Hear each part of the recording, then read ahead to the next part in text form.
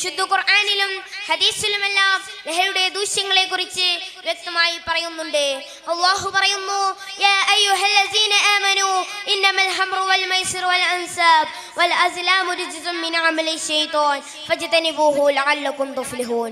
സത്യവിശ്വാസികളെ, മദ്യവും ചൂതാട്ടവും പ്രതിഷ്ഠകളും ഭാഗ്യം നോക്കാനുള്ള അമ്പുകളും പൈശാചികമായ മ്ലേച്ഛവസ്തു മാത്രമാണ്.